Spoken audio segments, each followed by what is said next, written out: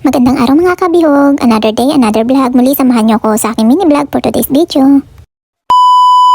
At yun nga mga kabihog, syempre long days ng aming pagtatrabaho. 7 araw ba naman yung mga kabihog. At yun nga, ang isang araw, syempre kailangan natin ilaan naman yan sa simbahan. Bali ito nga mga kabihog, kasama ko yung mga kasama ko sa bahay. At sila naman ngayon ang aking ka-birds. At yan nga, ito yung continuation ng aming graduation ceremony. Bali yun nga, tulad ng nasabi ko doon sa una kong vlog na ito ay graduation doon sa El Shaddai. At ako hindi nakasama dito dahil alternate lang ang aking pagdalo. Kaya ayun, hindi ako nakasama. Pero next time na lang. Alam niyo naman mga kabihog, mga buhay OFW, kailangan talaga makisama rin sa amo. Hindi rin naman pwedeng yung gusto natin yung masusunod kasi syempre, kailangan nating tumagal at yung trabaho hindi mawala sa atin. Kaya yun, mga kabihog. Kaya, blessed pa rin man ako kasi may time ako makapunta at maka-attend sa mga ganitong gawain. Ayun, salamat sa Diyos. At yun nga mga kabihog, ewan ko lang ha, kung ako lang din naman yung ganito, ipinag-pray ko talaga ito bago ako umalis sa Pinas. Na sana, kasi alam ko pupunta ako sa ganitong bansa, sa ganito, sa Middle East na medyo hindi ganun kaluwag pagdating sa pag-attend sa mga ganitong bagay. Pero, ayun, so matutal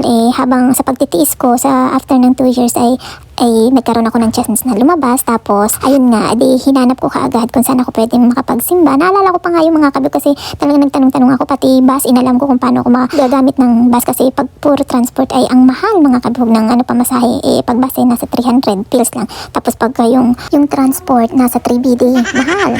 At ewan ko mga kabihog kung sa akin lang nangyayari. Yung tipong sa bagong salta ka pero kahit na ang tagal mo na dito pero hindi ka naman nakakalabas Ang nangyari sa akin ng mga kabihog, pagsakay ko ng bus, may kaibigan naman ako. Kaya lang una siyang bumaba. Alam mo ba mga kabihog, nag-rounding ako, hindi ako nakababa kasi hindi pala uso dito yung sigaw na para.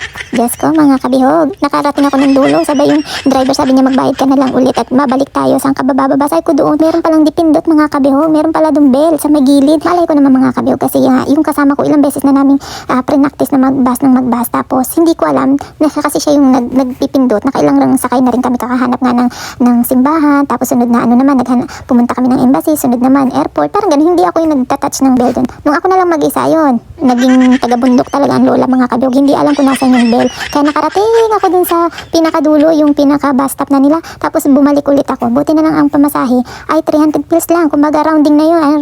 Ano na yun? Magpabalik-balik ka basta hindi ka nababa ng bus libre pa rin. Ayun, buti ganun dito. One time ka lang magbabayad. Ay nako mga kabihog, yun talagang experience ko nung una kong alamin ang pagsakay at gamitin ang bus dito. Hindi na maikakaila mga kabig. Syunga talaga.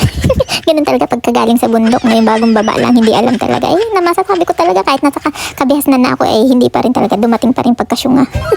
Ay nako, yun lang talaga yung mga experience na hindi ko malilimutan nung ako ay bagong labas pa lang sa bahay ni ate, nung aking amo. Yan. At yun nga mga kabihog, ito nga nakagraduate na nga pala kami no. Ayan sila pala at ito'y pauwi na kami. Ay siya, hanggang dito na lang mga kabihog, napaparami na ulit ang aking kwento. Dami ko na ulit na ikwento sa inyong mga talambuhay ko. Napapahaba na naman ang aking kabutugan mga kabihog. O siya, hanggang dito na lang. Thanks for watching. Basta don't forget to like, share, and subscribe mo na rin mga kabihog no, para naman ito ay lumaganap na rin. Bye bye!